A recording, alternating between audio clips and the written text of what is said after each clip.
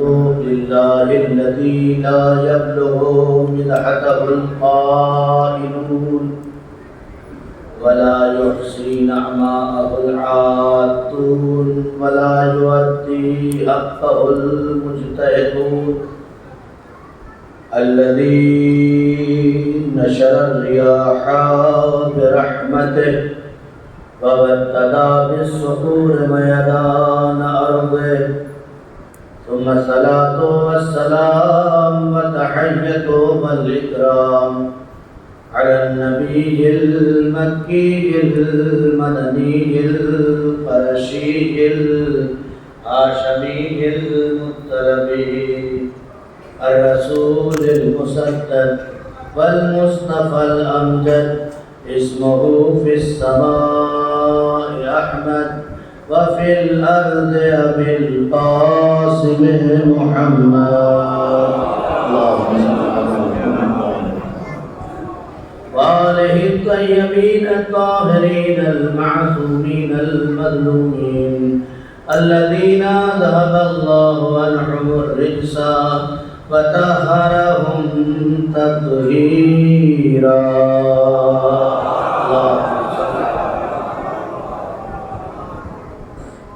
أما بعد فقد قال الله تبارك وتعالى في القرآن الحميد والفرقان المجيد بسم الله الرحمن الرحيم هل يستوي الذين يعلمون والذين لا يعلمون صلوات پڑھیں محمد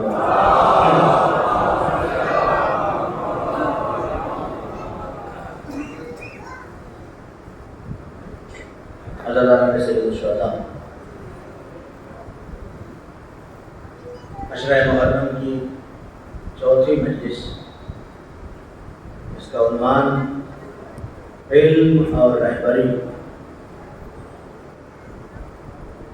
کل تک کی گفتگو یہاں پہنچی تھی کہ انسان اگر اپنے آپ کو زیور علم سے آوارستہ کر لے تو بادشاہ وقت بھی اپنی جگہ چھوڑنے پر مجبور ہو جاتا ہے۔ علم وہ مرتبہ عطا کرتا ہے، علم انسان کو اندر سے اتنا مضبوط بنا دیتا ہے کہ یہ سر تو کٹا سکتا ہے مگر سر جھکا نہیں سکتا،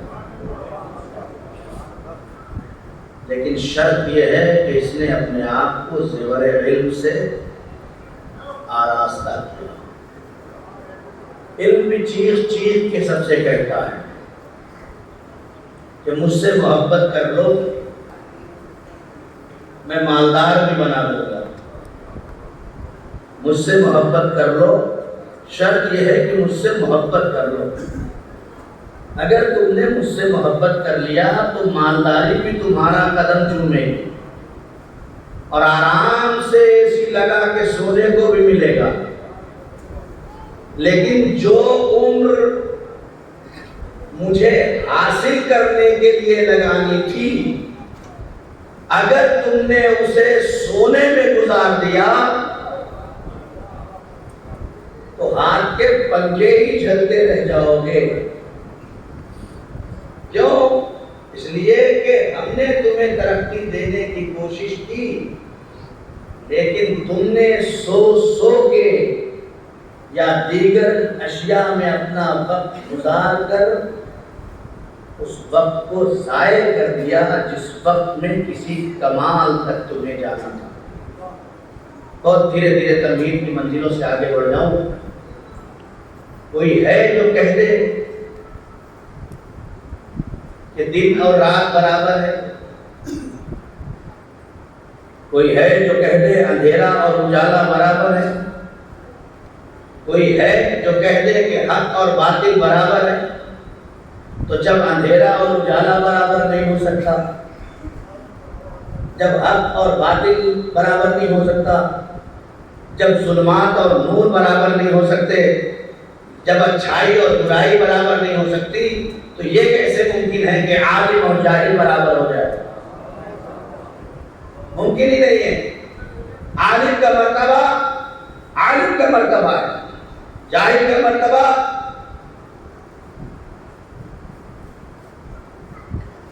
نبی کی حدیث طلب العلم فریضۃ، گفتگو کا آغاز کر رہا ہوں یہاں سے. طلب العلم فریضۃ علی کل مسلم و مسلمہ، علم کا حاصل کرنا ہر مسلمان مرد اور عورت پر واجب ہے. خدا کی قسم صرف دائرہ اسلام میں علم کا ہی یہ مرتبہ ہے کہ اسلام نے سارے بیریئر توڑ دیے، سارے حدود کو ختم کر دیے. کہ اگر نماز پڑھنا چاہتے ہو تو 9 سال کی بچی ہو جائے تب پڑھے گی، 15 سال کا بچہ ہو جائے گا تب پڑھے گا. حج میں جانا چاہتے ہو، مال ہو جائے تب استطاعت آئے گی.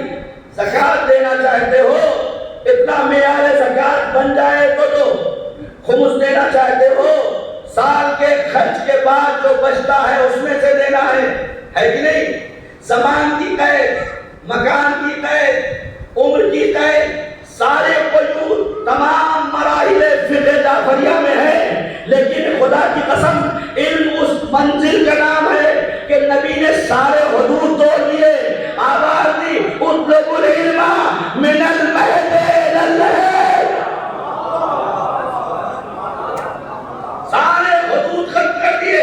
اطلب العلم من المہد الی اللحد، علم کو حاصل کرو ماں کی آغوش سے قبر تک. کب سے؟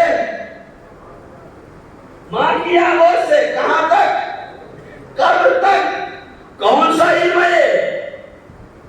کوئی مذہب بتاؤ جس کے یہاں علم کی اتنی تاکید کی گئی ہو؟ کوئی مذہب نہیں ہے. ہمارے مذہب کا سب سے بڑا کمال یہ ہے کہ جب وہ پہلی وحی اتارتا ہے تو سورہ یاسین نہیں اتارتا، سورہ یاسین نہیں اتارتا. پہلی وحی آتی ہے میرے پیغمبر اقرا. اس سے بھی واہ کیا کیجئے، سوال پڑے محمد والوں.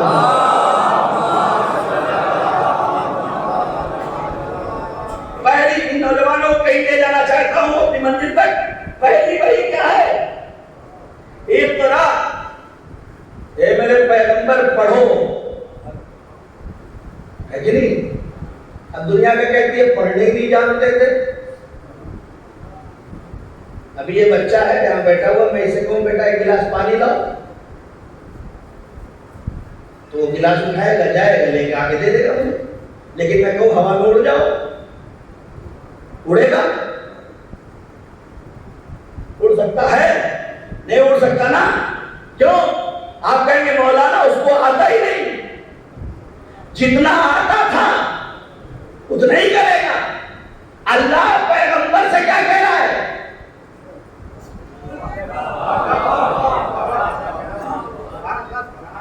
پڑھو.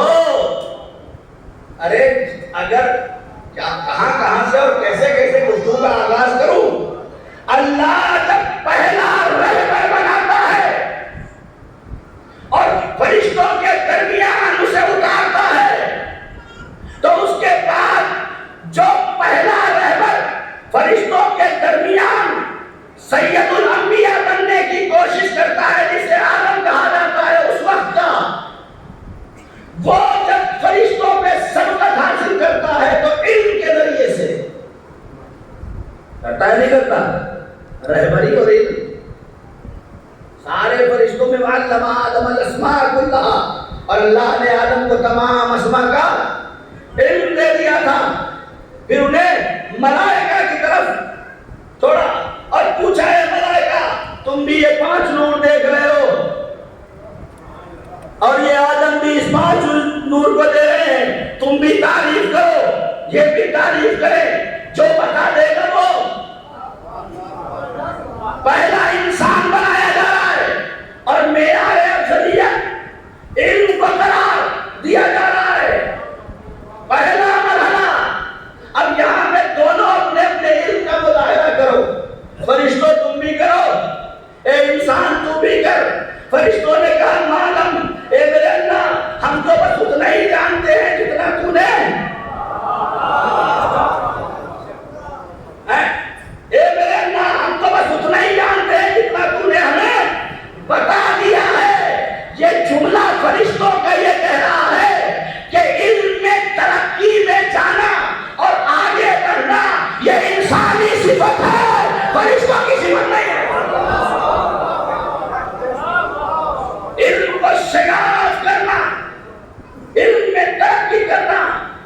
انسانی صفت ہے اور یہی ہوا بھی. جب اللہ نے پوچھا تو یہ اپنے آپ کو پیچھے کھڑا کر کے کہتے ہیں ہمیں تو سمجھ میں نہیں آتا. تو انسان آگے بڑھا, آواز دی پروردگار تو محمود ہے, یہ محمد ہے, تو فاتح ہے, یہ فاطمہ ہے, تو محسن ہے, یہ حسن ہے, تو قدیم الاحسان ہے, یہ حسین ہے.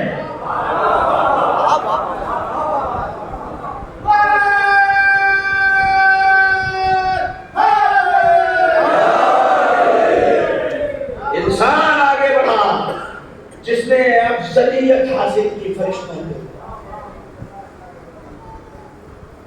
آج دیکھتے ہیں نا وہ میزائل آسمان میں جا رہا ہے, وہ چاند پہ چلے گئے, وہ سورج پہ کمندے ڈال رہے ہیں, وہ ستاروں میں قدم رکھ رہے ہیں. یہ جہالت کی بنیاد پہ.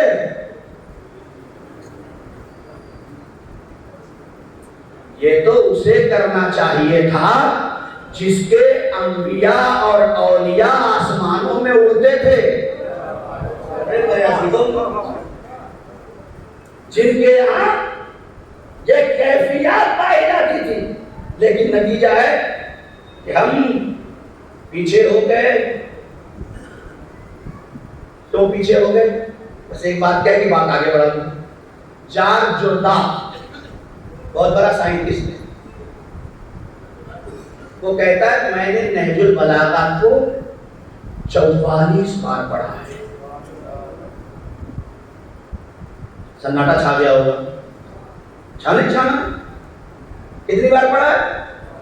عیسائی ہے, یہ تو تعداد میں سب سے کم والی بیان کر رہا ہوں, ورنہ 113 بار تک اس نے, جو اس کے قول ہیں کہ میں نے 113 بار نہج البلاغہ پڑھا. کتنی بار؟ تو 44 کم سے کم آپ سمجھیے کہ 44 بار. اور ایسے ہی نہیں پڑھا. میں جب اپنے میز پہ بیٹھتا تھا تو آفس تھا اس کا, تو بڑے بڑے مجھے گفٹ لا کے دیتے تھے. لیکن میرے علاقے میں ایک علی کا چاہنے والا رہتا تھا, وہ ایک لپٹے ہوئے کپڑے میں مجھے ایک کتاب گفٹ کر گیا. میرے یہ تو تب ہوگا نا کہ جب ہم خود نہج البلاغہ کو جانتے ہو, ہے کہ نہیں؟ ہم 5-5 کلو مٹھائیاں گفٹ کرتے ہیں. اگر کسی کو کمال تک پہنچانا ہے تو علی کی نہج البلاغہ بھی گفٹ کرو. ہندی میں ہے, انگلش میں ہے, اردو میں ہے, ہر زبان میں ترجمہ ہو چکا ہے اور PDF ڈاؤن لوڈ ہو جاتی ہے. میں اپنے نوجوانوں سے کہتا ہوں خدا کی قسم زمانہ بہت ترقی کر چکا ہے. ہر روز 2 GB تمہیں ختم کرنا ہے. چاہے سیریل دیکھ لو, چاہے فلم دیکھ لو, تم کیا دیکھتے ہو تم جانو, اللہ جانے, ہے نا. لیکن ایک دن اپنا نکال لو, ایک دن, ہفتے میں ایک دن, اسی موبائل سے جو کچھ کرتے ہو کرو, منع نہیں ہے. ایک دن اپنا نکالو اور اس میں یہ طے کر لو کہ آج صبح سے لے کے شام تک صرف دین دیکھوں گا, دین پڑھوں گا, دین سنوں گا. صرف ایک دن, 6 دن نہیں کہتا میں, ایک دن کا 24 گھنٹہ اپنے دین کے نام پہ دے. تو یہ مولانا عمار نہیں کہہ رہے, یہ نبی کریم کی حدیث ہے کہ جو شخص ایک دن بھی اپنا دین کے لیے نہیں دیتا ہے وہ ہم میں سے نہیں ہے, وہ ہم میں سے نہیں ہے. پڑھو نہج البلاغہ, پڑھو قرآن, بات آئے گی ابھی بس جلدی 44 مرتبہ. جو 44 مرتبہ نہج البلاغہ پڑھے گا وہ ترقی کرے گا کہ نہیں؟ تو پھر ہم منبر سے بس اس کا تذکرہ ہی کرتے رہ جائیں گے. ہمارے پاس وقت ہی کہاں ہے, ہمارے پاس وقت کہاں ہے, ہمارے پاس لڑانے کا وقت ہے، گرانے کا وقت ہے، چوکلے پہ بیٹھ کے 4 گھنٹہ گزارنے کا وقت ہے، مومنین کی غیبت کرنے کا وقت ہے۔ اپنے گھر میں چولہا جل رہا ہو یا نہ جل رہا ہو، دوسرے کا جلتا چولہا دیکھ کے جلنے کا وقت ہے۔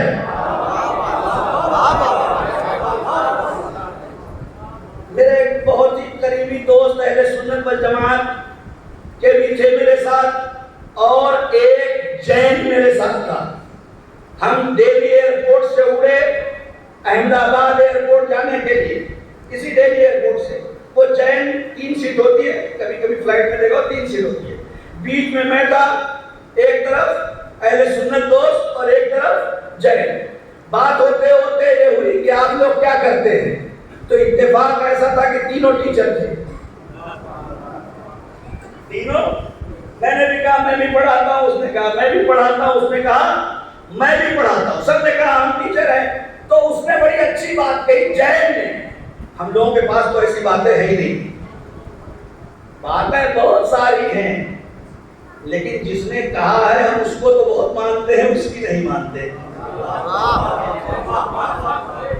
اس کو تو بہت مانتے ہیں لیکن اس کی نہیں مانتے ہیں۔ تو اس نے ایک جملہ کہا، میں نے کہا بھائی کہ آپ لوگ، میں نے اس سے کہا جین سے، کہ تمہارے یہاں نہ کوئی غریب ہے نہ کوئی جاہل ہے جو میں نے پڑھا ہے۔ جین کیا پستی اٹھا کے پڑھی ہے؟ جین ان میں نہ کوئی غریب نہ کوئی جاہل۔ تو میں نے کہا بھائی یہ کیسے ہوا، کیا سبب ہے کہ تمہارے یہاں نہ کوئی غریب ہے نہ کوئی جاہل ہے؟ تو بڑی اچھی بات اس نے کہی، کہا جناب ہمارے یہاں کسی کے پاس دوسرے کی طرف دیکھنے کا وقت نہیں ہے، ہمارے پاس اپنے غموں کو دیکھنے کے لیے کافی ہے۔ اگر ہم کسی کی طرف دیکھتے ہیں تو بس اس کی ضرورت پوری کرنے کے لیے دیکھتے ہیں۔ صلوات پڑھ دے محمد، ہم بس اس کی ضرورت پوری کرنے کے لیے دیکھتے ہیں۔ تو یہ ہے جار چوتا، اس نے جملہ لکھا ہے نہج البلاغہ کے لیے۔ جب 44 مرتبہ پڑھ لیا نا تو ایک جملہ لکھ کے ہمیں دے گیا سنہرے حرفوں سے، اور اس نے کہا کہ جب میں نے نہج البلاغہ پڑھا تو مجھے ایسا محسوس ہوا کہ یہ ساری دنیا علی نے بنائی ہے۔ دھیرے دھیرے پڑھ رہا ہوں اس لیے شاید آپ لوگ سمجھ میں نہیں آ رہا ہوگا۔ صلوات پڑھیں محمد۔ یہ ساری دنیا یا علی نے بنائی ہے یا دنیا بن رہی تھی؟ علی کھڑے دیکھ رہے۔ تو یہ ہے کیفیت ہمارے یہاں علم۔ سب سے پہلا حق، آج اسی گفتگو شاید تمام ہو جائے، خود اللہ کون سا علم پہلے آپ سے چاہتا ہے؟ پہلے مولانا حدیث قدسی، ما من مؤمن، بہت آہستہ آہستہ تاکہ اس بات کو اپنے بچوں، جوانوں، بزرگوں سب کے دل میں اتارنا ہے، اور سید جناب شہزادی فاطمہ زہرا کو اپنا وسیلہ بناتا ہوں۔ اگر پورے عشرے کی یہ بات دلوں میں اتر گئی تو پورا عشرہ ایک طرف اور یہ بات ایک طرف۔ حدیث قدسی، ما من مومن ذکرن او انثی حرن او مملوکن الا وللہ تعالی علیہ حق واجب ان یتعلم من القرآن۔ ما من مومن، کوئی مومن ایسا نہیں، اللہ کہہ رہا ہے ما من مومن، کوئی مومن ایسا نہیں ہے، الا وللہ تعالی علیہ حق، مگر یہ کہ خداوند عالم کا اس کے اوپر ایک حق ہے، واجب، اور یہ خالی حق نہیں ہے بلکہ یہ حق واجب ہے۔ کیا واجب ہے؟ کہ ان یتعلم من القرآن، کہ وہ قرآن کو پڑھے، یا اگر کم سے کم ترجمہ کیا جائے کہ وہ قرآن میں سے کچھ پڑھے۔ ارے مولانا وقت ہی کہاں ملتا ہے؟ 8 گھنٹہ بچہ اسکول جا کے آ رہا ہے، 3 گھنٹہ ٹیوشن جاتا ہے، اب آپ بھی بتا دیجیے قرآن کیسے پڑھاؤ؟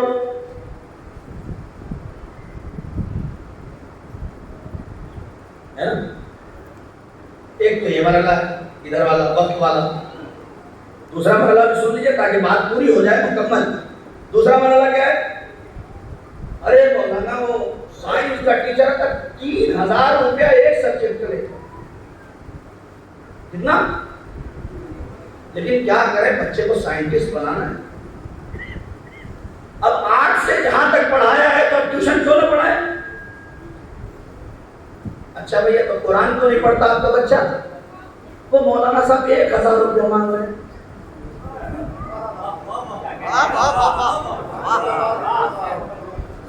کوئی مان نہیں رہے، چونکہ مسجد کے ذمہ داران کو یہ احساس ہو گیا ہے کہ اس مہنگائی میں تنخواہ پہ نہیں چل سکتا، تو تمہارے بچوں کو پڑھا کے تم انہیں بچے کو قرآن بھی پڑھا دو اور ان کی مدد بھی کر دو، ہے کہ نہیں ہے؟ لیکن ارے مولانا آپ تو پڑھائی کے خلاف کر رہے، نہیں، خدا کی قسم نہیں، ہر بچے کو پڑھاؤ، اور تمہیں تو اپنے بچے کو میرٹھ کے سب سے اچھے اسکول میں پڑھانا ہے، جو سب سے ٹاپ موسٹ اسکول ہے اس میں پڑھاؤ اپنے بچے کو۔ کس نے منع کیا ہے؟ اچھے سے اچھے اسکول کا انتخاب کرو، اس لیے کہ تم اس گھرانے کے ماننے والے ہو جن کے گھر سے علم نکلا ہے۔ تم نہیں پڑھاؤ گے تو کون پڑھائے گا؟ پڑھاؤ، بہت اچھی بات ہے، لیکن اب یہ جو کچھ بھی پڑھا رہے ہو، چاہے سائنس پڑھاؤ، آرٹ پڑھاؤ، میتھمیٹک پڑھاؤ، جغرافی پڑھاؤ، جو کچھ بھی پڑھاؤ، یہ سب تمہارے قبضے کے باہر رہے گا۔ جو پڑھا لو، انجینئر بنا لو، ڈاکٹر بنا لو، سب بنا لو، اور بنانے کے بعد یہ سارے علوم تمہارے قبضے کے باہر تک رہے گا، تو پھر ایسے علم سے پیچھے کیوں ہو جو علم تمہیں قبر کے باہر بھی کام آئے، قبر کے اندر بھی کام آئے، محشر میں بھی کام آئے، صراط میں بھی کام آئے۔ صلوات پڑھے محمد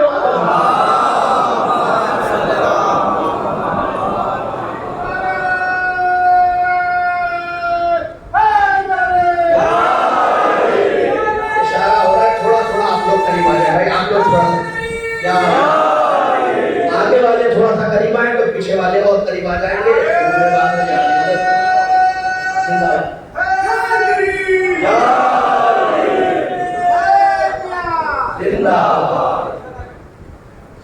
بہت عمدہ، غور کریں آپ، ایسے ان سے پیچھے کیوں ہیں جو اس دنیا میں بھی کام آئے؟ ہم نے دیکھا ہے، خدا کی قسم دیکھا ہے، کروڑ پتی کو دیکھا ہے، اپنی آنکھوں سے خود دیکھا ہے، کروڑ پتی باپ ساری جائیداد چھوڑ کے گیا اور جوان بیٹا بھری بس میں ہاتھ اٹھا کے کہتا ہے کہ میرے بابا کو سورہ فاتحہ پڑھ دو، اسے الحمد پڑھنے بھی نہیں آتا۔ اس غربت سے بچو جو قبر میں تمہارے ساتھ لگ جائے گی، دنیا میں تو کیسے بھی گزر جائے گی، لیکن وہاں ایک قرآن ہے جو نور بن کے سامنے آئے۔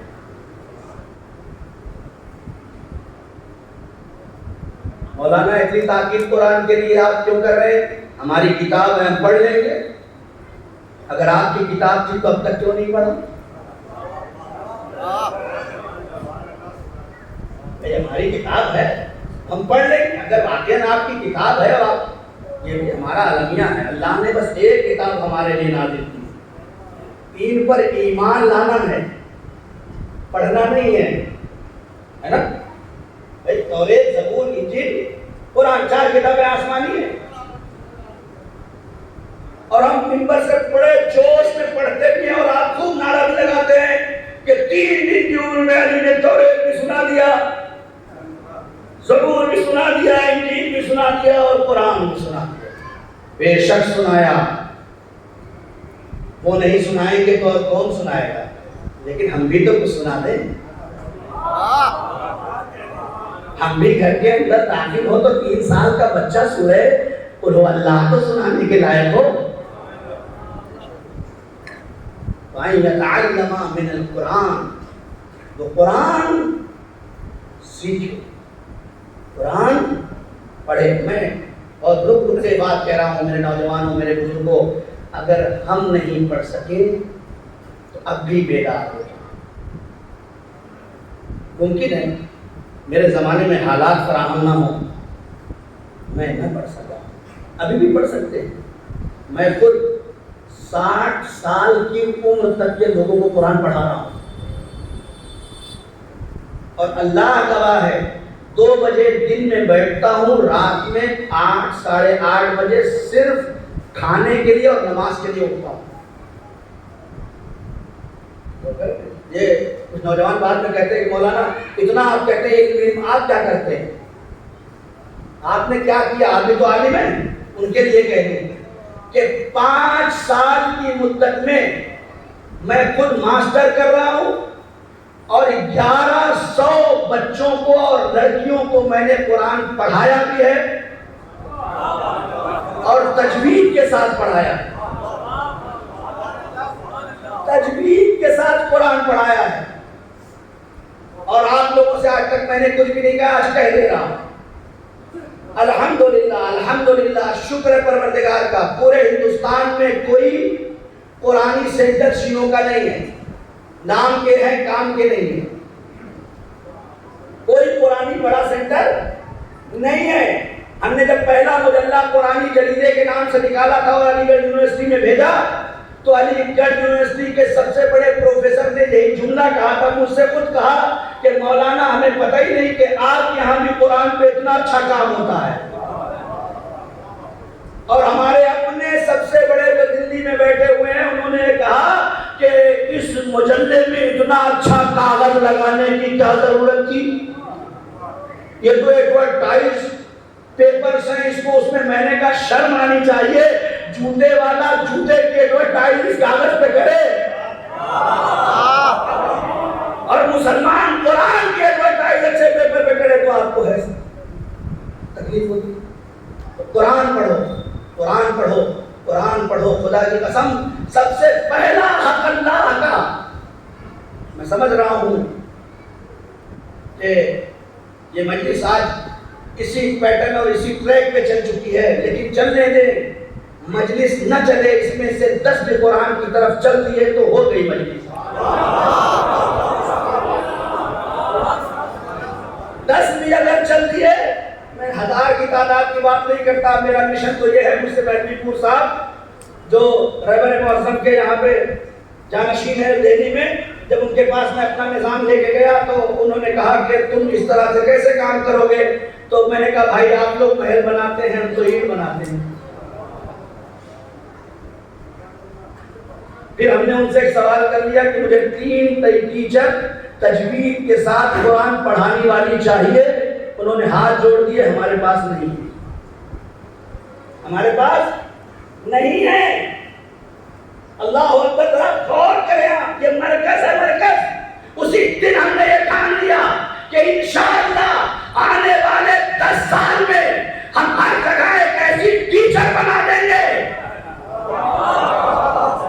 مشن ہے ہمارا خدا کی قسم ہندوستان کے لیے کہ ہم ہندوستان کے ہر شہر میں ایک ایسا قرآنی سینٹر بنا دیں کہ کل ان بچوں میں جوان ہوتے ہوتے کوئی ایسا نہ بچے جو قرآن نہ پڑھنا جانتا ہو۔ اور انشاءاللہ اگر آپ لوگ کی دعائیں رہیں اور اسی طرح سے کام چلتا رہا تو بہت جلدی ہم لکھنؤ میں قرآنی سینٹر کی بنیاد ڈالنے والے ہیں، جس کی زمین تقریباً 80 لاکھ سے زیادہ کی ہے۔ اب اس سے آگے بھی کچھ کہنے کی ضرورت ہے نہیں، میں نہیں چاہتا یہ کہوں، آپ لوگ تو سمجھدار ہیں۔ ہمارے پاس صاحب امام کا اجازہ موجود ہے، جو بھی اس میں مدد کرنا چاہتا ہے بیان کرے۔ قرآن پڑھیں، پڑھیں قرآن، خدا ہی قسم۔ اس لیے کہ مشکل کیا ہے، ہمارے یہاں پڑھا تو جاتا ہے قرآن، ایسا تھوڑی کہ نہیں پڑھا جاتا. نہیں، کہیں آواز جا رہی ہے تو کوئی یہ نہ سمجھے کہ ہمارے یہاں قرآن پڑھنے والے ہے ہی نہیں. نہیں، ہماری تو مجلس بھی قرآن سے شروع ہوتی ہے. ہمارے یہاں قرآن پڑھا جاتا ہے، ایسا نہیں ہے، پڑھا جاتا ہے. ہاں بس یہ ہے کہ کبھی کبھی ایسی جگہ پڑھا جاتا ہے کہ پڑھنے والا بھی نہیں سمجھتا کہ کہاں پڑھنا چاہیے. ارے بھیا من نہیں رہے، روح نہیں نکل رہی ہے، سورہ یاسین پڑھ دو، ہے نا؟ پڑھا جاتا ہے کہ ڈھونڈا جاتا ہے، سورہ یاسین پڑھ دیجیے، کیوں؟ روح نکل جائے. یہ ادھر کی فکر غلط ہے. سورہ یاسین شفا ہے، مارنے والا کیپسول نہیں ہے. ہاں نہیں، غور کریں، ذہنوں سے نکالو اپنے، یہ ذہنوں میں خرافات ہے. سورہ یاسین قرآن کا دل ہے، دل ہے، یہ شفا ہے. وہاں بزرگ اس لیے پڑھتے تھے کہ اگر اسے واپس آنا ہے تب بھی شفا. دو ہی راستے ہیں، ادھر بھی شفا ادھر بھی شفا. اسی لیے بزرگوں نے وقت احتضار سورہ یاسین کو رکھا تاکہ اگر مرنے والا یا زندہ رہنے والا اگر اپنے باقی گھر والوں کے لیے برائے راحت زندگی گزار کر لے تو ادھر شفا میں آ جائے، اور اگر ادھر والوں کے لیے مشکل ہو تو ادھر شفا میں چلا جائے. سلوات پڑھتے رحمت والا.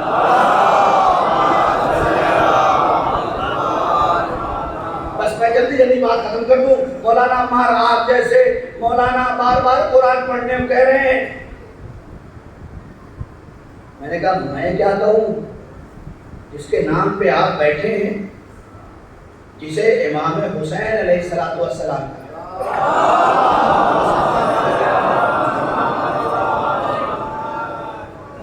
یہ اپنے غیر معصوم بیٹوں کو قرآن پڑھانے کے لیے ایک صحابی کا انتخاب کرتے ہیں. اے عبید اللہ ابن مسعود، آؤ میرے بچوں کو قرآن پڑھاؤ. کس نے کہا؟ غور کریے گا ان باتوں پر، بات مکمل ذہنوں میں اتار دوں. امام حسین علیہ السلام نے کیا کہا؟ اے عبید اللہ ابن مسعود، تم میرے بچوں کو قرآن پڑھاؤ. کس کے بچوں کو؟ کس کے بچوں کو؟ امام حسین کے بچوں کو. اگر مولانا عمار پگڑی لگائے ہوں اور مولانا عمار کے بیٹے کو ایک دوسرا مولوی آ کے قرآن پڑھائے تو آپ کیا کہیں گے؟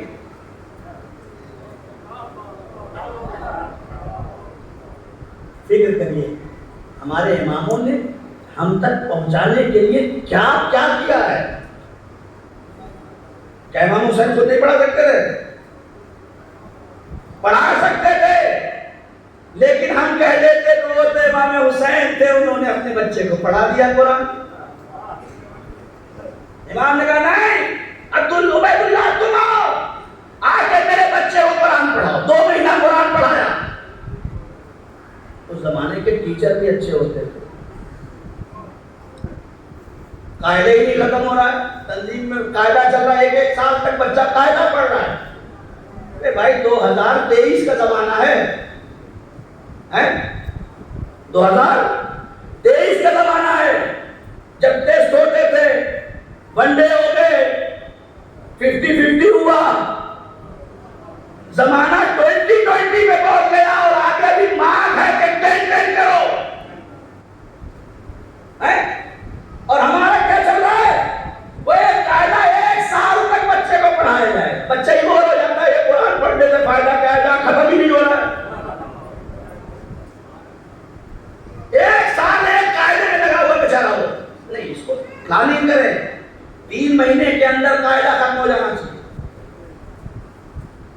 جو ٹیچر 1 سال، اس کو تو پتا ہے نا کہ بچہ 1 سال ہمارے اپنے ساتھ میں ہے، ایک سال اول چلے گا، اطفال چلے گا، پھر اطفال 2 چلے گا، پھر اول چلے گا، پھر دوم چلے گا، پھر سوم چلے گا، اس کو ایسے مارکشیٹ ملے گی۔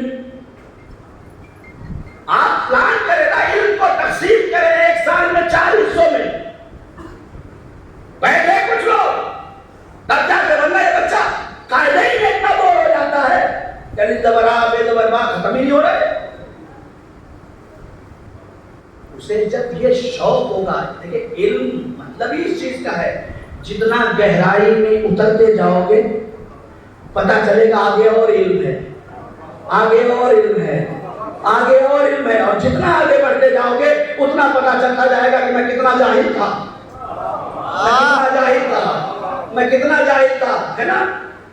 غور کریں، یہ مرحلہ ہے۔ امام مطلب میں نے قرآن پڑھ لیا، عبید اللہ ابن مسعود جانے لگے۔ یہ نوجوانوں کو جو لوگ کہتے ہیں نا کہ یہ 500 روپیہ لیتے ہیں قرآن پڑھانے کا، اور یہ 1000 لیتے ہیں، اور یہ خدا کی قسم قرآن پڑھانے پہ تو مانگنا ہی نہیں چاہیے، دینا چاہیے، مانگنا نہیں چاہیے، دینا چاہیے۔ جو علم تم دنیا کی کسی یونیورسٹی میں نہیں سکھا سکتے وہ تمہارا امام سکھا رہا ہے۔ امام نے کہا عبید اللہ جا رہے ہو ادھر آؤ، قریب بلایا، صحابی کی طرف دیکھا، اندر سے وہ تھیلی لے کے آؤ، لے لیا۔ مولا اسے کیا دیں گے؟ میں پوچھ رہا ہوں، درہم دیں گے یا دینار؟ اب تو نوجوانوں کو یہ بھی بتانا پڑے گا درہم کسے کہتے ہیں، دینار کسے کہتے ہیں۔ ایک چاندی کا سکہ اور ایک سونے کا سکہ، اس زمانے میں 2 ہی رائٹ تھے، یا درہم یا دینار۔ میں مولا سے کہوں مولا آپ اسے کیا دیں گے؟ ہم ہوتے تو کیا دیتے؟ ہم اگر شادی میں نوید لکھوانے والے ہوں اور کرسی پہ کوئی بڑا آدمی بیٹھا ہو تو 51 روپے کی نیت کر کے جاتے جاتے اسے دیکھتے ہیں تو 501 دے کے آتے ہیں کہ کہیں میری عزت پہ کوئی کمی نہ آ جائے، یا یہ سمجھیں کہ میرے پاس تو ہے ہی نہیں، ہے نا؟ ایسا ہی ہے۔ لیکن جب مسجد میں چندہ دینا ہوتا ہے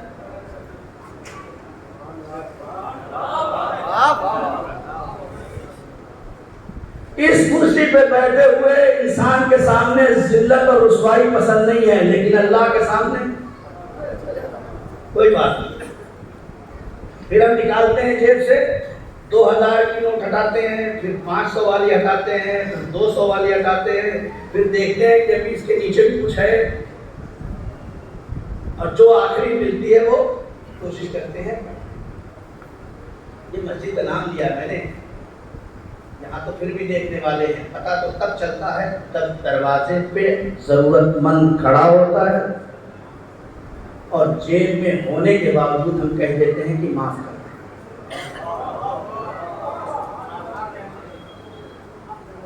یہاں تو پھر بھی مسئلہ نہیں ہے، پتہ ہے کہ اس میں تو مجھے ہی ہوا کھانا ہے، یہاں تو مجھے ہی بیٹھنا ہے، یہ ہوا تو میرے ہی لیے چل رہی ہے، یہاں تو جو بھی دے دوں کم ہے، یہ سب تو میرے لیے سجایا جا رہا ہے۔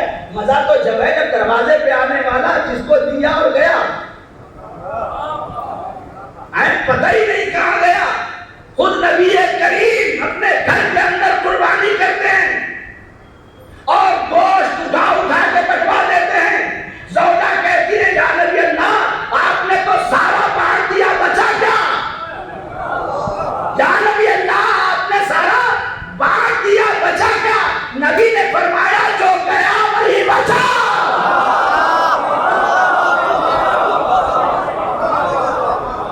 نبی نے فرمایا جو گیا وہی بچا۔ یہ اتنا پڑھنے کا عنوان اور مرتبہ اور مقصد یہ ہے کہ جب تمہاری سیلری آئے تو اس میں سے کچھ حصہ غیبی مدد کے لیے رکھتے رہو، اس لیے کہ یہی ختم ہو جائے گا، وہ وہاں تک لے کے جائے گا۔ سلام کرتے محمد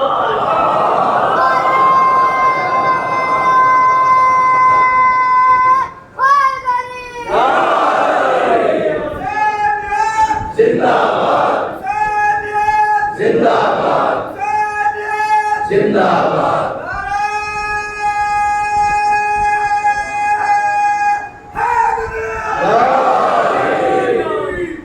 طویل صلوات پڑھ دے رہے ہیں.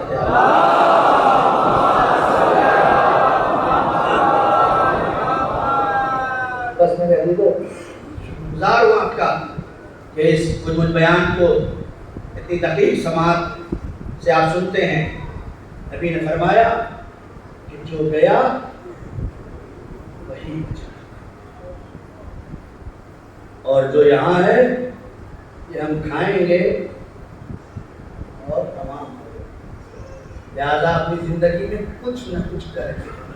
کل بھی میں نے کہا تھا کہ ایک خرما پیغمبر میں ہاتھ میں اٹھا کے سارے صحابیوں کو دکھا کے کہا کہ یہ پورا جو کمرہ میں نے تقسیم کیا ہے نا خیرات، اے کاش یہ مرنے والا اپنی زندگی میں ایک خرما خیرات کر کے جاتا تو یہ پورے بھرے گھر سے بہتر تھا. بالکل ایسے ہی ہے کہ جیسے مجھے پیاس لگی ہو ابھی اور آپ 1 گھنٹے کے بعد لائیں اور کہیں پانی پی لیں، کیا ہوگا؟ اب یہ ایک بہت بڑا، اسی لیے مولا کائنات غالب کل غالب حضرت علی ابن ابی طالب علیہ السلام ارشاد فرماتے ہیں کلم الناس بقدر عقولہم، لوگوں سے گفتگو کرو ان کی عقلوں کے اعتبار سے. آج ہمارے یہاں جو سب سے بڑی مشکل یہ ہو گئی ہے کہ یہ جگہ جو تھی یہ لوگوں کی عقلوں کے اعتبار سے بات کرنے کے لیے آئی تھی، اپنے علم کے اعتبار سے بات کرنے کے لیے نہیں.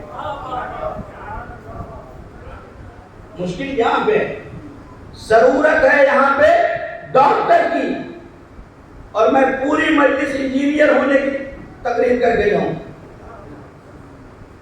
بھوک لگی ہو آپ کو کھانے کی اور میں آب زمزم میں شکر گھول کے روئے افزا ڈال کے کہوں کہ اسے پی لو، بات پہنچ رہی ہے نا میری؟ ضرورت پیاس لگی ہے مجھے، آپ متنجن لا کے رکھ دیں کہ مولانا صاحب اسے کھا لیجیے، میں کہوں گا بھائی پیاس لگی ہے مجھے پانی دو، پانی، ورنہ میں مر جاؤں گا.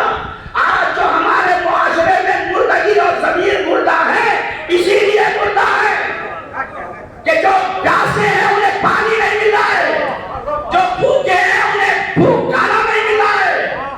یہ سماج کی مشکل بن چکی ہے. ورنہ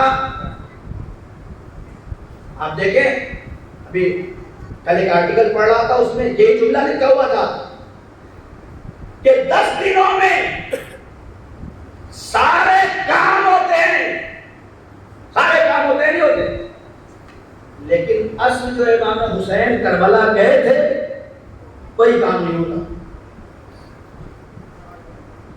کیوں گئے تھے؟ امام نے فرمایا انی لم اخرج شطرا ولا بطرا ولا ظالما، دیکھو میں فساد پھیلانے نہیں نکلا ہوں، میں ظلم کرنے نہیں نکلا ہوں، میں جنگ و جدال کرنے نہیں نکلا ہوں. پھر کس لیے نکلے ہیں؟ انی خرجت، میں نکلا ہوں لطلب اصلاح امت جدی و ابی ان اامر بالمعروف و انہا عن المنکر. میں اپنے جد کی امت کی اصلاح کے لیے نکلا ہوں، میں امر بالمعروف کرنے کے لیے نکلا ہوں، میں نہی عن المنکر کرنے کے لیے. آج حالات ایسے ہو گئے ہیں کہ اگر ایک بزرگ کسی بچے کو امر بالمعروف کہے تو بگڑ جاتا ہے، بگڑ جاتا ہے. ایک مولانا اگر کسی بات پہ ٹوک دے تو وہ ان کے سامنے نہ بھی بولے لیکن پیٹھ پیچھے ضرور بولتا ہے کہ مولانا نے یہ کیا پڑھ دیا. ڈاکٹر کڑوی دوا دیتا ہے اور آپ اسے پیتے بھی ہیں، کڑوی بھی لگتی ہے، کبھی نہیں کہتے کہ ڈاکٹر نے اتنی کڑوی دوا کیوں دے دی. کبھی کہتے ہیں آپ؟ نہیں کہتے. کیوں؟ اس لیے کہ پتا ہے کہ یہ کڑوی دوا مجھے شفا دے. امر بالمعروف اور نہی عن المنکر اسی لیے ہے کہ اگر یہ کڑوی نصیحتیں نہ ہوں تو آپ کی تعمیر شخصیت نہیں ہو سکتی. تعمیر شخصیت کے لیے ضروری ہے کہ انسان کو امر بالمعروف اور نہی عن المنکر سے آراستہ کیا. ساری دنیا علم کی طرف بھاگ رہی ہے. دوڑو دوڑو، اس لیے کہ کمپٹیشن کا دور ہے. اب وہ دور نہیں رہ گیا کہ آخری ڈگری مشخص تھی کہ یہاں پہنچ گئے تو سب سے بڑی ڈگری ہولڈر ہو گئے. اب نہیں، اب تو دنیا نے مزاج ہی بدل دیا. 12 کرنے کے بعد اتنی ڈگریاں رکھ دی کہ اب سمجھ میں نہیں آتا کہ بڑی والی کون سی ہے نا. 12 کے بعد اتنی لائن بنا دی کہ اب وہ ختم ہی ہو گیا کہ بھائی یہ بہت بڑے ڈگری ہولڈر تھے، سب برابر ہو چکے ہیں اور سب میں کمپٹیشن ہے. آپ کو LLB کیا ہوا لائن میں اس کے پاس لوگوں کو لگتے ہوئے بھی دیکھیں گے اور LLB کیا ہوا مکھی مارتا ہوا بھی دکھائی دے گا. MBA کیا ہوا انسان کمپنیوں کے ہزاروں لے کر آتے ہوئے بھی دکھائی دیں گے. کبھی آپ نے سوچا ایک ہی اسکول کے پڑھے، ایک ہی یونیورسٹی کے پڑھے، دونوں MBBS ڈاکٹر، ایک کے دروازے پہ ہزاروں کی بھیڑ صبح سے شام تک اور ایک دروازہ کھولے ہوئے بیٹھا ہے، کوئی آتا ہی نہیں. وجہ کیا ہے؟ وجہ بہت ساری وجہ ہے. جو اس میں سب سے ٹاپ وجہ ہے وہ آپ کو بتا دوں. اس کی وجہ یہ ہے کہ پڑھ تو دونوں رہے تھے، سیکھ تو دونوں رہے تھے، چل تو دونوں رہے تھے، پریکٹیکل تو دونوں کر رہے تھے، لیکن ایک استاد کی عزت کے ساتھ چل رہا تھا اور ایک استاد کی عزت کو پامال کرتے ہوئے آگے بڑھ رہا تھا. ایک ماں باپ کی عزت کو لے کے آگے بڑھ رہا تھا اور ایک اپنے کام میں اتنا بزی تھا کہ باپ کی بیماری ہو تب بھی پتہ نہیں، ماں کی بیماری ہو تب بھی پتہ نہیں، باپ کو کیا ضرورت ہے تب بھی پتہ نہیں، ماں کو کیا ضرورت ہے تب بھی نہیں پتہ. چاہے اس کے اسکول میں مارکس کم آ رہے ہوں اور ان کے ٹاپ آ رہے ہوں، لیکن بعد میں نتیجہ یہ آئے گا کہ اس کے یہاں صفوں کی لائن لگی ہوگی. ہر چیز ڈگری اور نمبر نہیں پیدا کرتا. کچھ خدمتیں ایسی ہیں جو انسان کو کمال تک پہنچا دیتی ہیں. ان میں سے 2 خدمتیں سب سے بڑی ہیں، جن میں سے پہلی خدمت کا نام ہے استاد کی عزت اور دوسری خدمت کا نام ہے ماں باپ کی خدمت. صلوات پڑھ دے محمد.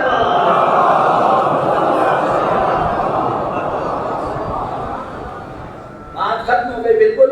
اور آج یہ گریز تھا اور یہاں تک گفتگو پہنچی. کل انشاءاللہ جو میں نے کہا تھا کہ علم میں انسان جب کمال تک پہنچتا ہے تو اس کے زبان اور اس کے ہاتھوں کے اندر کیا کمال پیدا ہو جاتا ہے، وہ انشاءاللہ کل کی گفتگو میں آپ کی خدمت میں پیش کروں گا کہ ان نوجوانوں کے اندر علم آئے تو وہ اپنی زبان اور اپنے ہاتھ کو کس طرح سماج اور معاشرے کے حوالے کریں. اس لیے کہ چلتا پھرتا انسان ضروری نہیں ہے کہ سب ایک جیسے ہوں. مولا نے فرمایا ہے کہ مجھے تو کوفے کی گلیوں میں کچھ مردے بھی چلتے ہوئے دکھائی دیتے ہیں. مردے بھی ہیں جو چلتے ہوئے دکھائی دیتے ہیں. مولا یہ مردے کیوں ہیں؟ کہا اس لیے کہ ان کا ضمیر مر چکا ہے. ان کا ضمیر مر چکا ہے. تو اہل بیت کے ہاں اگر ضمیر مر جائے تو زندگی کا کوئی فائدہ نہیں. بات ختم ہو گئی بالکل. یہ ہے قرآن کا. اب جا کے آپ کربلا کے 72 میں ڈھونڈیے. میں نے آپ کو مثال دے دیا امام حسین کی. وقت نہیں تھا ورنہ مولا کائنات کا قرآن، جناب محمد باقر کا قرآن، نبی کریم کا قرآن اگر آپ دیکھیں گے تو ہمارے ہاں جتنے بھی 14 کے 14 ہیں، ارے ہم پڑھیں تو زندگی میں پڑھیں. ان میں تو ایسے ہیں کہ سر و تن میں جدائی ہونے کے بعد لوگ کے نیزہ پہ بھی قرآن، پھر ہم کیوں نہ پڑھیں. ارباب مقاتل لکھتے ہیں کہ جب شب عاشور آئی ہے تو امام حسین نے اس سے پہلے 1 دن کی مہلت مانگی. آپ سب سنتے ہیں اس کو. 1 دن کی مہلت مانگی. اور وہ مہلت کس لیے مانگی؟ اس میں کئی راستے، اس میں سے ایک جو مقتل میں تحریر ہے وہ یہ ہے کہ جب رات کی تاریکی آئی اور آخری رات آئی تو حسین کے خیموں سے قرآن اور تسبیح کی ایسی آوازیں آ رہی تھیں جیسے شہد کے مکھی کے چھتوں سے آوازیں آتی. تصور نہیں کر سکتے آپ. اپنے گھر میں ہم بیٹھ کر آرام سے بھی قرآن نہیں پڑھ سکتے، لیکن جہاں چاروں طرف 9 لاکھ کا لشکر ہو اور یہ پتا ہو کہ کل سب شہید ہو جائیں گے، ایسے عالم میں جو قرآن پہنچانے والے ہیں وہ 72 ہیں. ایسے عالم میں بہت ساری روایتیں آپ کو مل جائیں گی قرآن کے سلسلے میں. خود میدان کربلا میں جہاں امام حسین نے کہا انت معلم القرآن، کہ تو سبقت کر لے اس لیے کہ تو معلم قرآن. بس عزیزو، خدا کرے میرے اللہ تجھ سے دعا ہے میرے پروردگار اس مجلس کے صدقے میں ہم میں، جوانوں میں، بزرگوں میں، بچوں میں یہ شوق پیدا کر دے کہ ہم میں سے کوئی ایک بھی تیرے قرآن سے غافل نہ رہے. اللہ اکبر. یہی زہیر ابن قین جن کے مسائل پڑھے جاتے ہیں یہ خود معلم قرآن تھے. جناب زہیر ابن قین خود حافظ بھی تھے، لیکن امام حسین سے دور دور چل رہے تھے. واقعہ سنا ہے آپ کا؟ امام حسین نے مولا عباس کو بلایا، میرے شیر ادھر آؤ، جاؤ زہیر ابن قین سے کہہ دو رسول کا نواسہ بلا رہا ہے. نہیں کہا حسین بلا رہا ہے، مقتل کے فکر ہے، جاؤ کہہ دو رسول کا نواسہ بلا رہا ہے. جیسے ہی جا کر زہیر گر گئے کہ میں جس سے بھاگ رہا تھا وہ رسول کی نسبت سے مجھے قریب بلا رہے ہیں. یہ امام حسین نے ہم جیسے خطیبوں کو درس دیا ہے کہ منبر پہ بیٹھنے کے بعد رشتوں سے بلاؤ، جاؤ حسین کہہ دے جاؤ وہ ایسے میں رسول کا نواسہ بلا رہا ہے، رسول کا بیٹا بلا رہا ہے. جانے کے بعد زہیر سے کہا زہیر تمہیں رسول کے نواسے حسین ابن علی بلا رہے ہیں. زہیر آئے، ہمت نہیں پڑ رہی تھی کہ حسین کے خیمے میں چلے جائے. خیمے کے باہر ایک بیٹھنے کی جگہ تھی، وہاں بیٹھ گئے.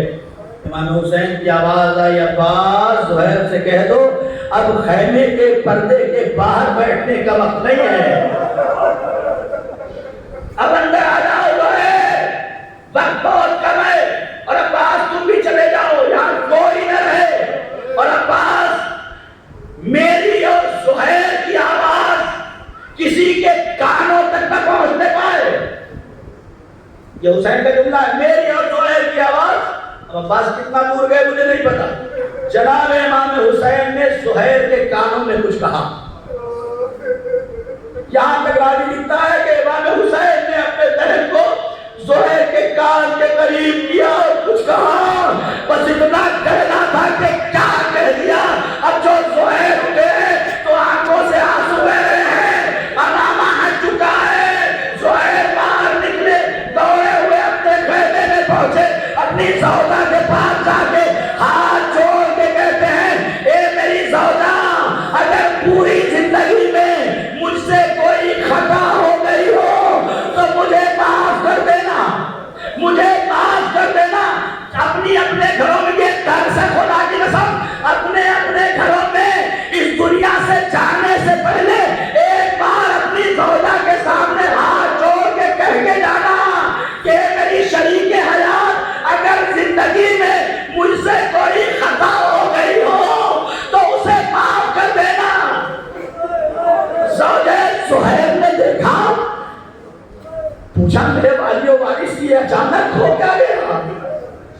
کہا میں حسین کے پاس سے آ رہا ہوں، حسین کے پاس سے آ رہا ہوں. کیا ہو گیا؟ اب تک تو حسین کے ساتھ ہی تھے. کہا نہیں، آج حسین نے اپنے پاس بلا لیا، آج حسین نے اپنے سے قریب کر دیا. اب میں حسین کے پاس پہنچا ہوں تو پھر کیا ہوگا؟ کہا میں تمہیں آزاد کرتا ہوں. کہا کیوں؟ آپ کہاں جائیں گے؟ کہا میں شہادت کی طرف جا رہا ہوں. یہ مقتل کے جملے میں شہادت کی طرف جا رہا ہوں، مجھے آزاد کر دو، میں تمہیں آزاد کرتا ہوں۔ زوجہ نے ہاتھ جوڑ دیے، زہیر ارے جب تک جہنم میں تھے اپنے ساتھ رکھا، اب جب جنت کی طرف جا رہے ہو مجھے چھوڑو۔ ارے مجھے شہید کی زوجہ ہونا قبول ہے، حسین کے زہیر سے جدا ہونا برداشت نہیں۔ زہیر آگے بڑھے، حسین کے قریب آئے، باقی سارے مسائل آپ سنتے رہتے ہیں، آخری مسائل کا ٹکڑا اور بات ختم کر دوں۔ زہیر نے کیا کیا؟ صبح سے جنگ کرتے رہے، زور کا وقت آیا، دوڑے ہوئے واپس آ گئے امام حسین کے قریب، دوڑ کے کہا مولا صبح سے جنگ کر رہا ہوں لیکن میں نے راستے میں بہت نمازیں چھوڑی ہیں، اے میرے مولا میں نے آپ کے پیچھے بہت نمازیں چھوڑی ہیں، آپ کے ساتھ نماز پڑھنے کا موقع نہیں ملا، مولا وقت ظہر ہے، آخری نماز آپ کے پیچھے پڑھ لوں۔ ارے امام نے مصلی بچھایا، اللہ اکبر کہا، اتنا کہنا تھا سامنے سے فوجوں کی الغار آ گئی، اے حسین ہم نماز پڑھنے نہیں دیں گے، تیر چلنا شروع ہوا، ادھر سے زہیر آگے بڑھے، ادھر سے سعید آگے بڑھے، حسین کے سامنے کھڑے ہو گئے، تیر چلتا رہا، زہیر روکتے رہے، تیر چلتا رہا، سعید روکتے رہے، ایک مرحلہ وہ آیا کہ حسین نے کہا السلام علیکم ورحمۃ اللہ وبرکاتہ، نماز تمام ہوئی، زہیر ادھر گر گئے، سعید ادھر گر گئے،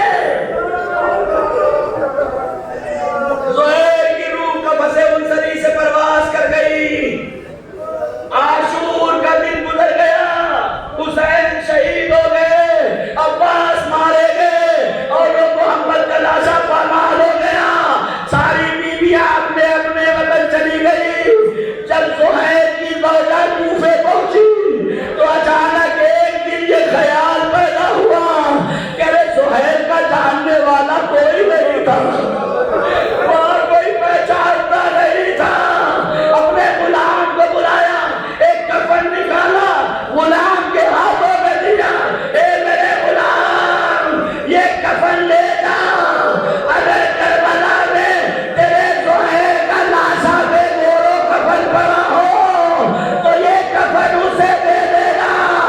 غلام لے کے چلا، کربلا پہنچا، اب جو اس کی نگاہوں نے دیکھا خدا کسی کو نہ دکھائے، ارے کفن لے کے واپس کوفے آ گیا، دروازے پہ تک کل بات کیا، زہیر کی زوجہ سامنے آ گئی، ایک مرتبہ پوچھ لیا، اے میرے غلام یہ کیا ہے؟ غلام نے کفن سامنے رکھ دیا، زوجہ کہتی ہے کیا؟ زہیر کو کفن دے دیا گیا، آواز دیے بیوی مت پوچھو، جب میں کربلا پہنچا تو کہیں حسین کا لاشا، کہیں عباس کا لاشا، کہیں محمد کا لاشا، ایک کفن تھا، 72 لاشیں تھے، میں کسے کسے کفن دیتا، سیعلم الذین ظلموا۔